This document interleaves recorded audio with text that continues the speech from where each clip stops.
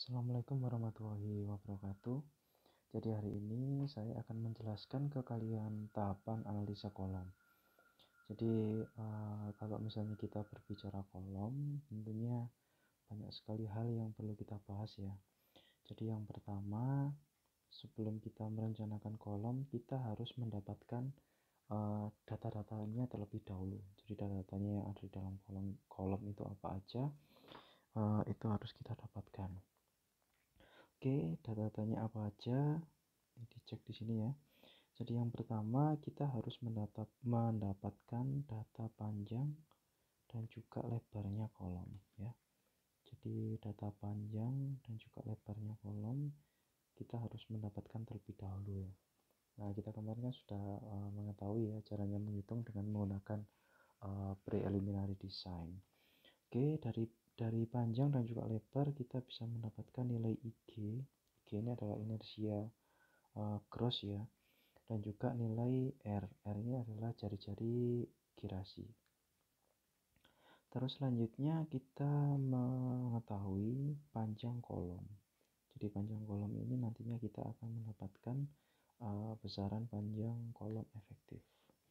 Terus selanjutnya kita mendapatkan nilai PU dan juga MU. Oke ya. Jadi PU itu adalah gaya aksial per faktor ya, yang sentris ya dia.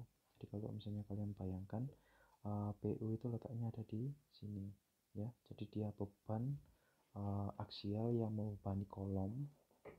Itu kita menyebutnya dia sebagai PU atau beban aksial berfaktor. Terus selanjutnya ada MU. Ya, MU ini adalah momen berfaktor. Jadi kalau misalnya kita membahas kolom, kemungkinan beban yang terjadi di dalam kolom itu ada dua ya. Jadi ada beban PU dan juga beban MU. Nah, kalau misalnya kita kaitkan dengan mata kuliah SPT 3 kita, nilai PU dan juga MU ini bisa gaya aksial dan juga momen berfaktor ini bisa kita dapatkan di dalam aplikasi robot kalian. Nah, nanti dari nilai PU dan juga MU ini bisa kita dapatkan nilai eksentrisitas. Terus selanjutnya ada faktor tumbuhan. Nah, nanti dari faktor tumbuhan ini kita bisa mendapatkan nilai K. Sementara dari bentuk kolom nanti kita bisa mendapatkan faktor reduksi kekuatan. Nah, langkahnya apa setelah kita mendapatkan data-data penampang, data-data yang ada di dalam kolom ini?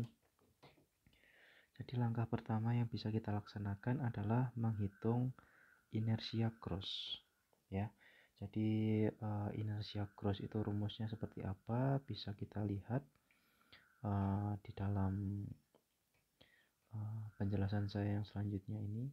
Jadi sebelum kita masuk ke inersia gross, saya jelaskan terlebih dahulu yang namanya data perencanaan ya. Jadi data yang perlu dipersiapkan ketika analisa kolom itu adalah PU dan juga MU. Kembali lagi ya, nilai PU dan juga MU ini bisa kita dapatkan dari data manual perhitungan ya. Tentunya beban PU dan juga MU ini kita dapatkan dari baloknya ya, balok dan juga beban yang ada di dalam plat. Tentunya nilai PU dan juga MU ini bisa kita dapatkan dari software. Terus selanjutnya bentuk penampang kolom ada dua ya, bahkan ada beberapa ya. Ada persegi atau persegi panjang dan juga ada bentuk lingkaran seperti ini. Terus selanjutnya ada panjang kolom tak terkekang. Nah, ini kita sebutnya dia sebagai LU. Ada jenis tumpuan ujung kolom, terus ada dimensi kolom. Oke ya, kalau misalnya ini semua saya rasa sudah paham kalian. Terus selanjutnya kita kembali lagi ke inersia penampang atau inersia penampang kotor ya, atau inersia gross. Jadi inersia itu rumusnya sama seperti yang kita pelajari di mata kuliah mekanika rekayasa ya. Jadi rumusnya adalah kalau untuk penampangnya segi 4, jadi kalau untuk penampang kolomnya itu segi 4 seperti ini, maka rumusnya adalah 1/12 dikalikan B dikalikan H pangkat 3 ya. Jadi B itu adalah lebar, yaitu sisi kecilnya. Kalau misalnya dia penampang kolomnya berupa persegi panjang ya, artinya nilai B dan juga H-nya dia berbeda. Jadi yang disebut B itu adalah sisi yang kecil, sementara H itu adalah panjang, dia adalah sisi yang besar. Jadi contohnya seperti ini. Misalnya ada kolom ukuran 50 kali 30, maka yang kita sebut dia sebagai B itu adalah yang 30, sementara H-nya dia adalah yang 50. Jadi misalnya saya punya penampang ya. Di sini dia 30, terus ini dia 50. Nah, yang kecil ini kita sebut dia sebagai B, terus yang besar ini kita sebut dia sebagai H. Nah, itu perlu kalian hafalkan. Nah, rumusnya inersia cross ini juga perlu dihafalkan ya. Rumusnya adalah 1/12 dikalikan B dikalikan H pangkat 3. Itu untuk penampang yang segi 4. Terus selanjutnya untuk penampang lingkaran, itu inersia crossnya rumusnya adalah B dikalikan D pangkat 4. Jadi D ini adalah diameter kolom terluar ya, diameter kolom terluarnya itu nilainya dia berapa, terus dibagi 64. Nah, itu adalah inersia crossnya ketika kita menggunakan penampang kolom lingkaran. Oke ya, jadi setelah langkah pertama kita dapatkan inersia penampang, selanjutnya kita mencari modulus elastisitas betonnya. Oke, caranya untuk mendapatkan modulus elastisitas atau EC ya. Jadi sesuai dengan rumus yang terdapat di SNI, ini walaupun SNI yang terbaru rumusnya sama ya. Rumusnya adalah 4700 dikalikan akar FC. Nah, FC-nya kan kemarin sudah diketahui nilainya berapa ya, sesuai dengan yang kita tentukan. Oke, saya rasa sangat mudah sekali untuk mendapatkan nilai modulus elastisitas betonnya. Nah, selanjutnya kita menghitung nilai beta. Nah, apa itu beta? Kita lihat lagi ke penjelasannya ya. Jadi, beta itu adalah menunjukkan hubungan antara beban mati per faktor dan juga beban kombinasi per faktor ya. Jadi hubungan atau rasio antara beban mati per faktor dan juga beban hidup per faktor kita menyebutnya adalah sebagai beta. Nah, rumusnya beta sendiri adalah 1,2 dikalikan dead load ya, dibagi 1,2 ditambah 1,6 live load. 1,6 dead load ditambah 1,6 live load. Nah, nanti di sini kita bisa mendapatkan nilai betanya. Jadi kalau misalnya kalian mencari perhitungan dengan menggunakan robot kalian ya, silakan kalian pakai beban kombinasi yang ada di dalam dead load dan juga beban kombinasi yang ada di dalam live load kalian. Nah, itu yang digunakan. Oke, kembali lagi. Nah, selanjutnya di tahapan yang keempat kita harus menghitung kekakuan kolom yaitu EIK ya. Jadi kekakuan kolom itu kita menyebutnya EIK dan juga balok yaitu EIB. Nah, nanti fungsinya ini adalah kita gunakan untuk mencari faktor tegangan ujungnya ya. Oke, penjelasannya adalah seperti ini. Nah, ini ya, menghitung kekakuan kolom dan juga bolok kalau misalnya dia adalah berupa portal. Nah, ini harus kita tentukan terlebih dahulu ya. Jadi beda misalnya nanti Anda merencanakan suatu kolom,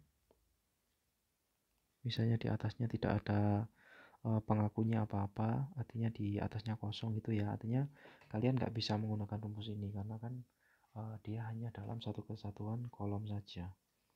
Tapi beda lagi kalau misalnya nanti Anda merencanakan ya suatu kolom, di atasnya ada baloknya ya.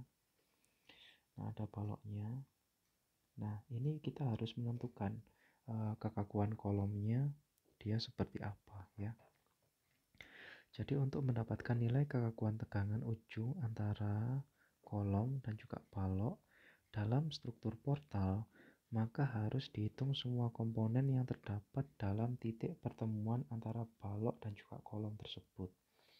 Oke, ini misalnya saya lihatkan di sini rumusnya ya. Jadi kekakuannya, jadi EIB ini adalah kekakuan balok ya. Rumusnya adalah modulus elastisitas dikalikan inersia cross-nya balok dibagi 5 dibagi 1 ditambah beta. Nah, itu kita mendapatkan kekakuannya balok. Terus selanjutnya ada kekakuan kolom. Jadi kekakuan kolom ini rumusnya adalah hampir sama. Jadi ya, modulus elastisitasnya kolom dikalikan sama inersia crossnya kolom dibagi 2,5 dibagi 1 plus beta. Nah, itu adalah kekakuannya kolom. Oke. Jadi EC itu adalah modulus elastisitas, ini adalah inersia cross, dan ini adalah beta. Jadi rasio beban mati dan juga beban hidup berfaktor tadi. Nah, selanjutnya setelah kita mendapatkan nilai EIB dan juga EIK ini tadi ya. Nah, ini nilai-nilai EIB dan juga EIK tadi kita pakai untuk mendapatkan nilai faktor tegangan ujung ya. Jadi faktor tegangan ujung adalah rasio dari penjumlahan kekakuan kolom dibagi panjang kolom terhadap penjumlahan kekakuan balok dibagi panjang balok. Jadi ibaratkan yang ada di sini ya, di sini ada sigma. Misalnya di situ terdapat beberapa kolom. Artinya gini. Misalnya saya punya gambar seperti ini ya. Nah, jadi di sini ada balok ya. Jadi ini adalah kolom ya, atasnya di sini ada kolom ya. Nah, saya ingin untuk mencari faktor tegangan ujung yang ada di sini ya. Sementara kan kita tahu di sini ada, ini adalah tampak samping ya. Ini adalah tampak samping, bukan tampak atas ya. Jadi ini adalah kolom, jadi K1, ini adalah K2, ini adalah B1 dan juga B2. Jadi kita harus mencari EI-nya kolom yang ada di dalam K1, terus kita mencari faktor kekakuan kolom yang ada di dalam K2, kita harus mencari kekakuan balok yang ada di dalam B1 dan juga B2. Nah, ini kita jumlahkan ya, kita jumlahkan. Jadi yang kolom ini dijumlahkan, yang balok juga dijumlahkan. Gitu ya. Dimana nilai faktor tegangan ujung itu sama dengan 1 ketika ujungnya kolom dia berupa jepit. Jadi misalnya di bagian bawahnya dia adalah pondasi ini ya, pondasi. Nah, ini bawahnya dia kan bisa kita kategorikan sebagai jepit ya. Maka faktor tegangan ujung yang ada di titik A ini ya, ini ada titik A, ini ada titik B, titik B. Nah, yang ada di titik A ini kita sebutnya dia sebagai jepit kan ya, maka faktor tegangan ujungnya dia adalah 1. Nah, kalau misalnya dia berupa sendi, maka faktor tegangan ujungnya dia adalah 10. Nah, itu yang harus kita hafalkan. Itu ya. Jadi fungsinya apa sih? Kita harus mencari faktor tegangan ujung. Jadi kalau misalnya kalian lihat di sini, faktor tegangan ujung nantinya kita pakai untuk menganalisa portalnya ya. Untuk menganalisa portalnya. Oke, selanjutnya setelah kita mendapatkan faktor tegangan ujung, kita mencari faktor panjang efektif atau K. Ya, ini adalah langkah yang ke-6 ya. Jadi sebelum ke langkah yang ke-6, saya jelaskan dulu. Di sini ada panjang efektif ya, panjang efektif. Jadi yang dinamakan panjang efektif itu adalah atau K ya. Itu adalah kita bisa melihat dari tumbuhannya. Jadi kalau misalnya dia berupa jepit-jepit seperti ini, maka nilai K teoritisnya adalah sebesar 0,5. Sementara ketika dia berupa jepit sendi, ini kalau misalnya dia berupa kolom bebas ya. Kolom bebas ini artinya di atasnya nggak ada baloknya ya. Jadi kolom dia itu berdiri sendiri, di bawahnya ada pondasinya, bayangkan ya. Jadi dia itu berdiri sendiri tanpa adanya balok ya. Di bawahnya ada jepit misalnya seperti ini, ada pondasi ya. Bayangkan dia berupa pondasi, terus dia nggak ada baloknya sama sekali ya. Kita namakan sebagai kolom bebas. Terus dia diberikan beban dan juga ada momen. Nah, kalau misalnya seperti ini kita bisa langsung menggunakan nilai K yang tercantum di dalam ini. Oke, saya lanjutkan ke nilai contoh analisa panjang efektif ya, atau untuk mencari nilai K-nya ya. Jadi nilai K ini berkaitan erat sama nilai inersia cross yang sudah kita cari, termasuk nilai EI. Apa itu EI? EI itu adalah yang sudah kita cari di sini. Jadi di sini ada EI balok, ada EI kolom, ya, ada EI balok, ada EI kolom. Nah, jadi outputnya kita harus mencari nilai panjang efektif atau K-nya terlebih dahulu. Jadi misalnya saya punya soal seperti ini. Hitunglah nilai K, ya. Kita disuruh untuk mencari nilai K di kolom BA, ya, kolom BA. Jadi kolom BA adalah kolom yang ini, ya. Oke, panjang penampangnya LAB-nya dia adalah 4 meter. Nah, tingginya kolom, ya, jadi jarak antara A ke B ini, ya, ini adalah 4 meter. Artinya di sini tinggi kolomnya kan dia adalah 4 meter. Terus panjangnya balok, ya, bentangannya balok dia adalah 2 meter. Itu adalah balok yang BJ ini. Nah, balok BJ ini dia bentangannya 2 meter. Terus untuk balok yang BD, dia bentangannya adalah 2 meter juga. Oke, kita disuruh untuk mencari yang pertama kita disuruh untuk mencari faktor tegangan ujung, ya, faktor tegangan ujung ini, ya, yang ada di dalam titik B dan juga titik A, ya, titik B dan juga titik A. Oke, yang kita bahas terlebih dahulu adalah yang titik A. Nah, titik A karena dia merupakan pondasi jepit, dia nggak ada baloknya sama sekali, nggak ada sleeve-nya, ya, nggak ada tie beam-nya, maka kita langsung bisa menentukan aja, ya.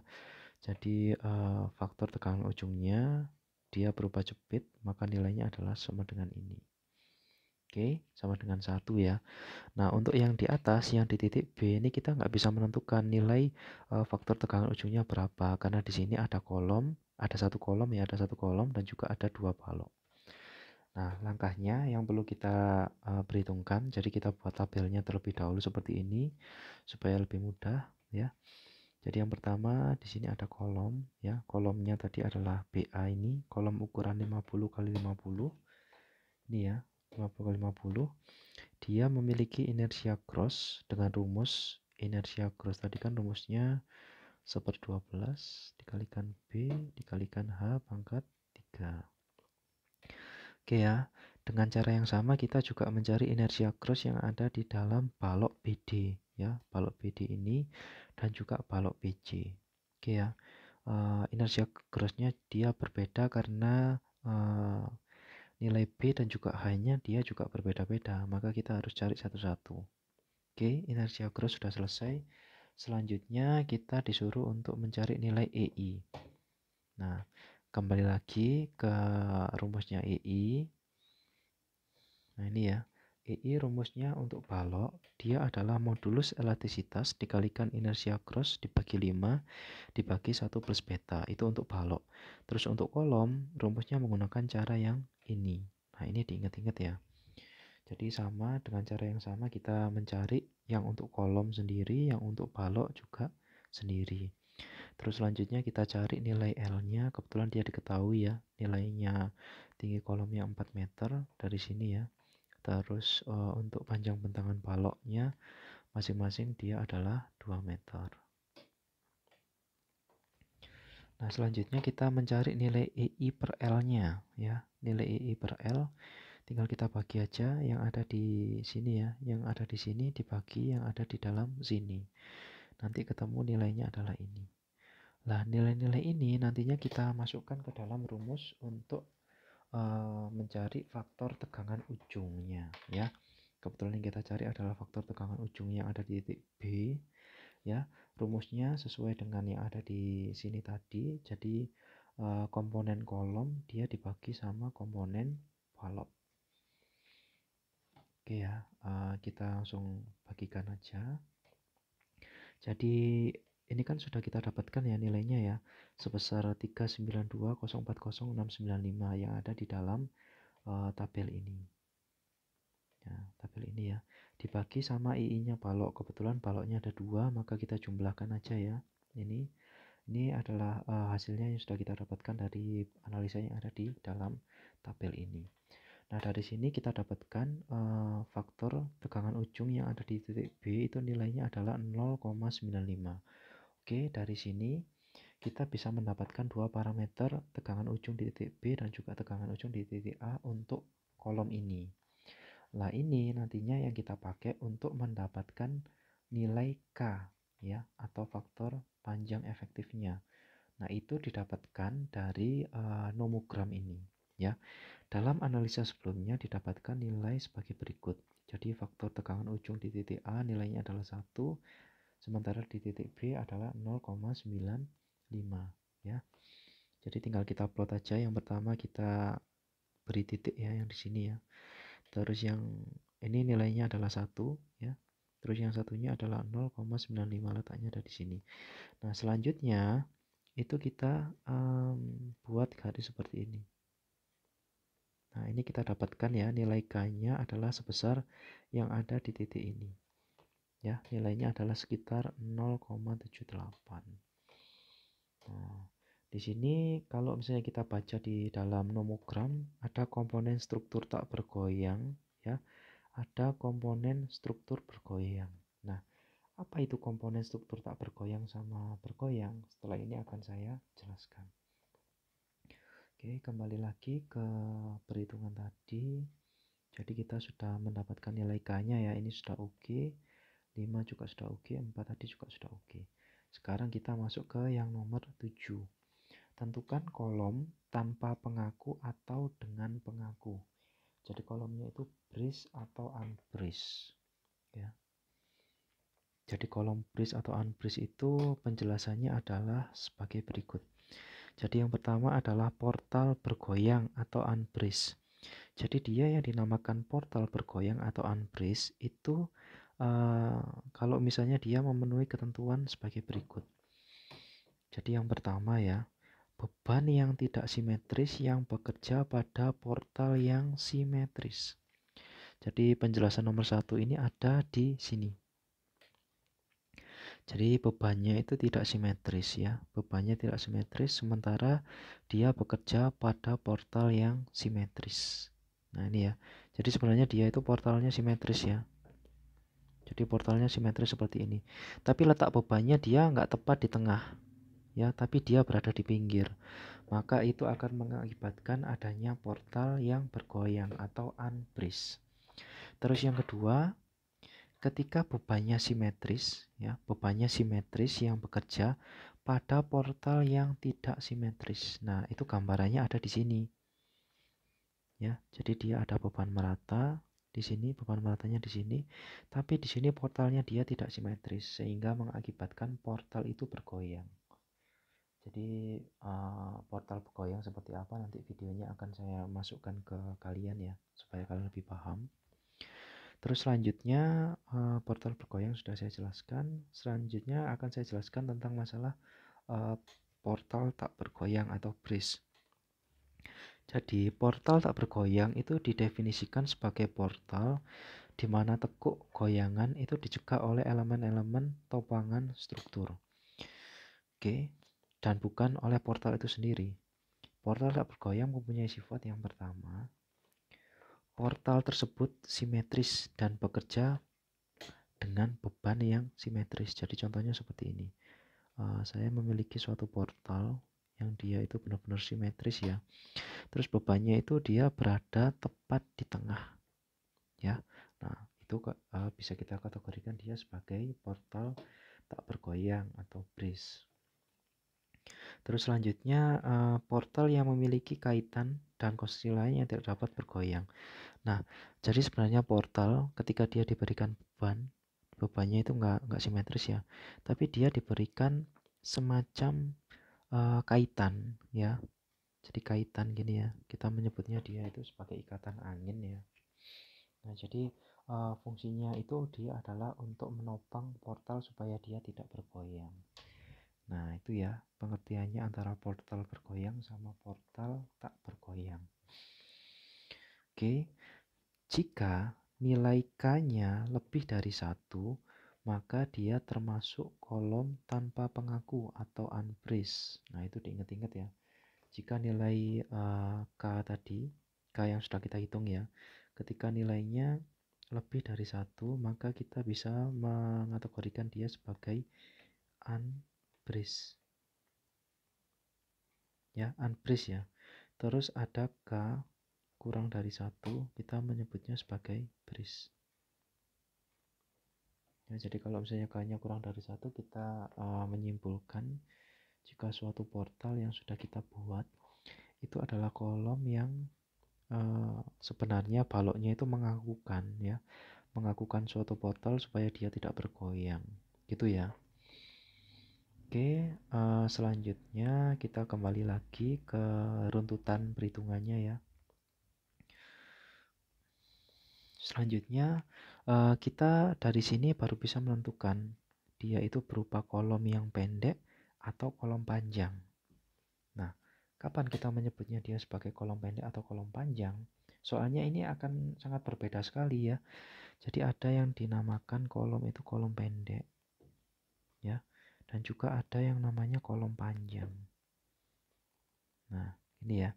Bayangkan aja ketika dia diberi beban, jadi kolom pendek itu dia akan hancur di penampang materialnya.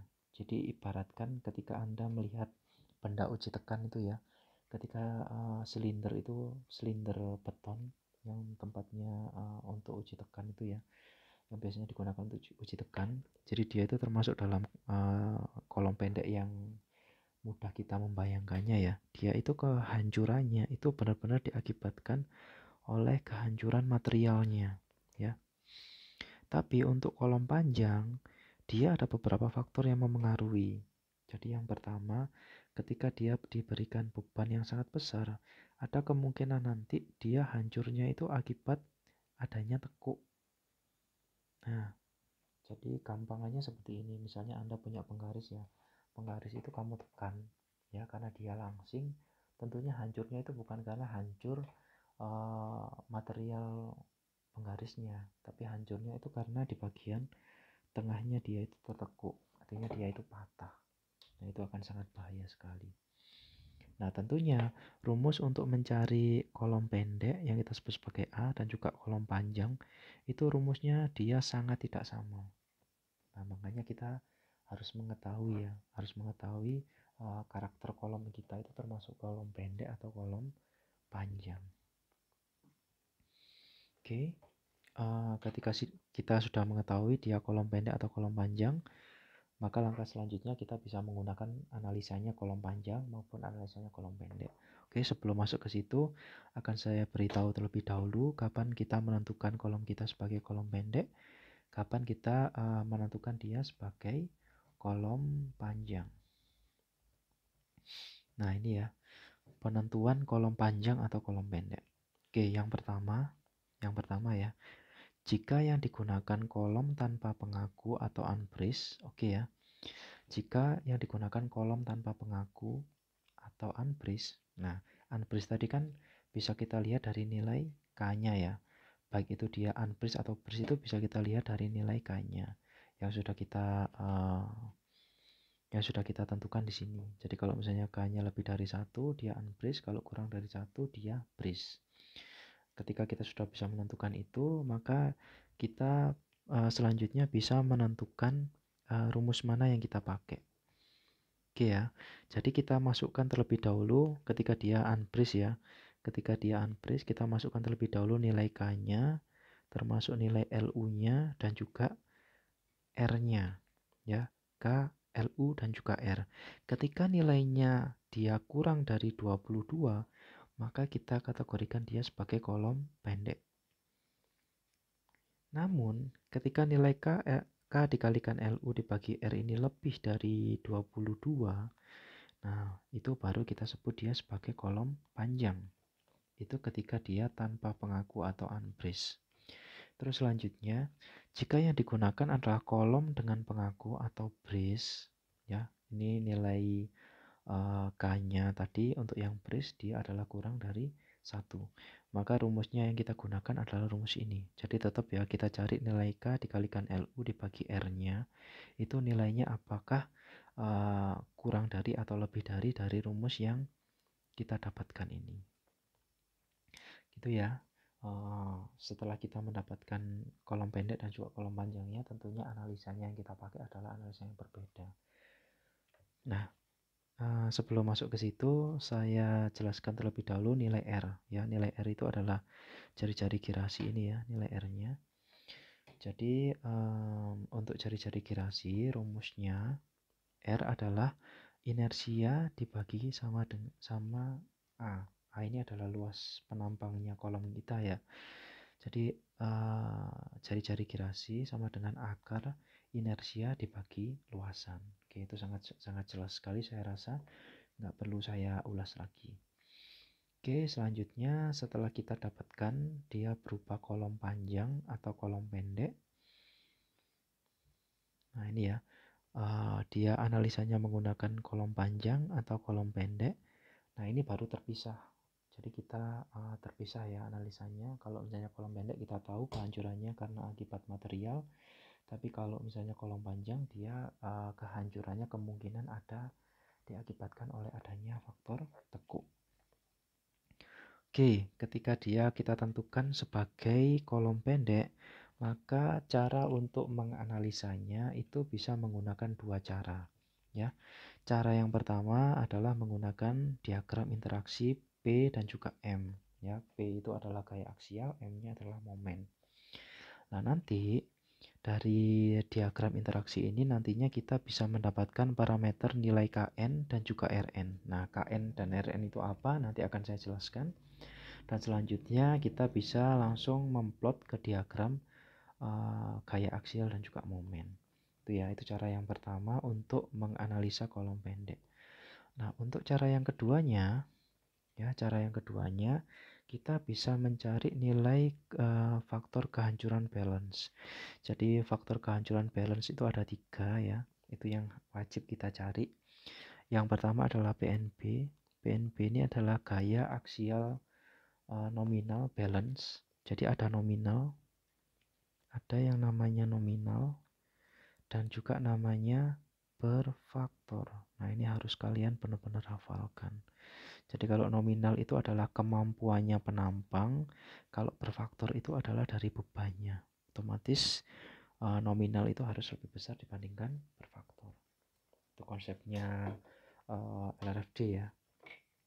Terus selanjutnya ada MNB. MNB itu adalah moment nominal balance. Terus ada eksentrisitas balance.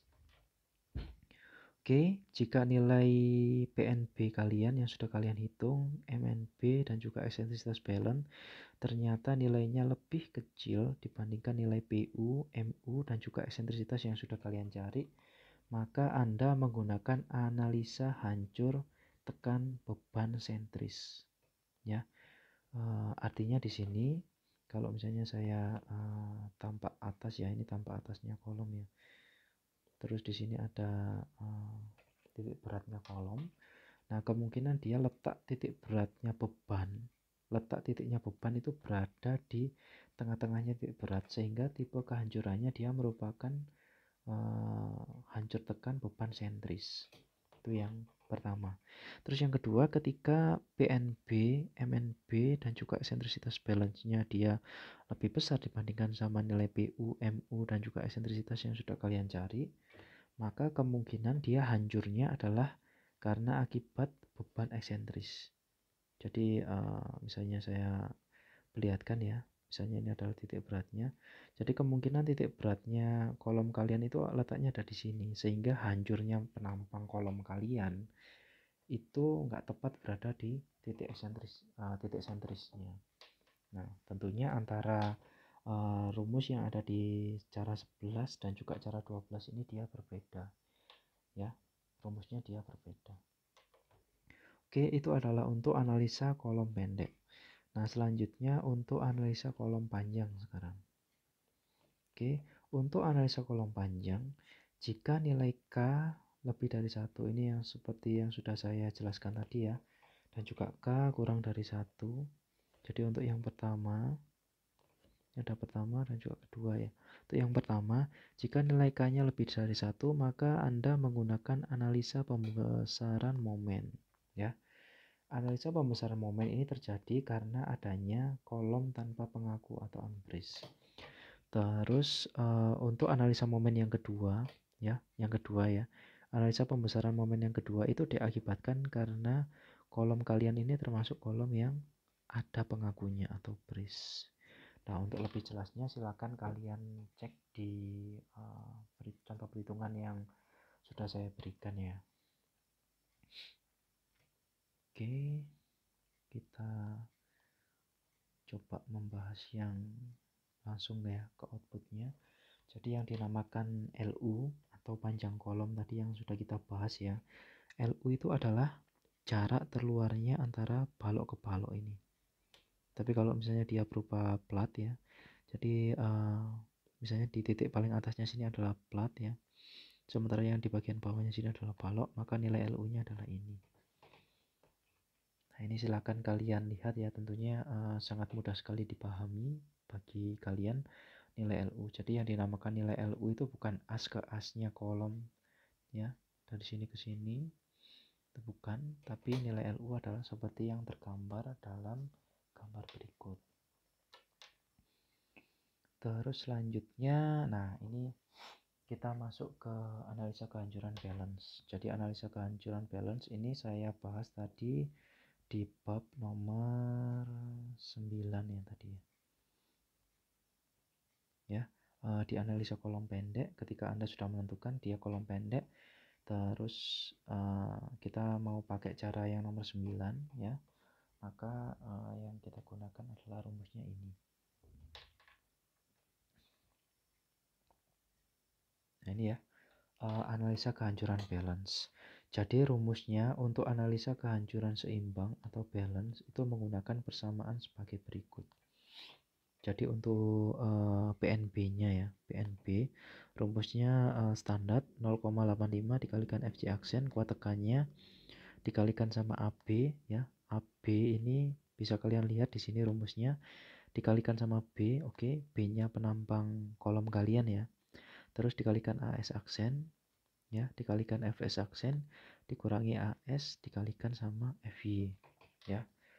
Untuk FS aksennya rumusnya adalah ini, tinggal kalian cari aja ya. Jadi modulus elastisitasnya besi dikalikan regangan S aksen, terus regangan S aksennya itu rumusnya adalah ini ya. Terus untuk yang AB tadi nilainya adalah beta 1 dikalikan CB. Jadi CB itu rumusnya adalah ini. Jadi parameter ini sebenarnya hampir sama ya seperti yang kalian pelajari di mata kuliah SPT 1. Oke, selanjutnya AS itu adalah luas tulangan tarik, sementara FS aksen adalah kuat tariknya dari tulangan tarik yang kita masukkan di sini. Oke, itu adalah untuk PNB ya. Terus selanjutnya untuk MNB atau moment nominal balance. Moment nominal balance itu rumusnya itu adalah 0,85 dikalikan FC aksen dikalikan B dikalikan AB. AB rumusnya sama seperti yang ada di dalam yang di atas ya. Terus ditambah S aksen dikalikan FS aksen. Tentunya ini juga diketahui ya. Diketahui dari analisa kalian. Mungkin yang dicari adalah nilai FS aksennya. Dikurangi D aksen itu adalah apa? Kalau misalnya kalian pelajari di mata kuliah SBT kan D aksen kan bisa kalian cari ya di situ ya. Terus dikalikan AS dikalikan FY. Nah itu ya, rumusnya adalah ini. Silakan kalian ini kan sendiri ya. Oke, untuk eksentrisitas itu rumusnya sesuai yang kita pelajari ya, yang kita pelajari. Jadi eksentrisitas itu rumusnya adalah P dibagikan M ya. Jadi PNB dibagi sama MNB. Nah nanti nilainya ketemunya berapa, silakan dibandingkan sama eksentrisitas yang ada di dalam beban kalian ya. EU sama dengan PU ya dibagi sama MU. Nah jadi PU sama MU ini bisa kalian dapatkan di analisa robot kalian. Oke, selanjutnya ini sama seperti yang saya jelaskan tadi. Ketika didapatkan nilai eksentrisitas balance-nya dia kurang dari EU ya, maka dia disebut analisa hancur tarik. Ketika eksentrisitas balance-nya dia lebih besar dibandingkan sama eksentrisitas per faktornya, maka dia kita sebut sebagai hancur tekan ya. Seperti yang saya lihatkan tadi, jadi ada penambang kolom ya, tanpa atasnya, ketika dia letaknya tepat di tengah-tengahnya, hancurnya itu benar-benar hancur karena tekan.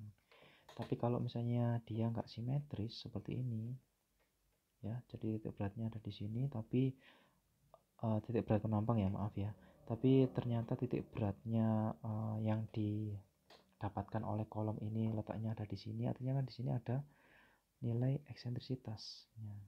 Eksentrisitas ini tentunya akan mengakibatkan kolom itu nggak hanya hancur akibat tekan, tapi dia hancurnya itu karena tarik. Nah, itu perlu kalian hafalkan.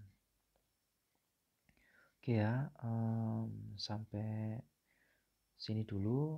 Untuk video selanjutnya akan saya sambung untuk kolom panjang.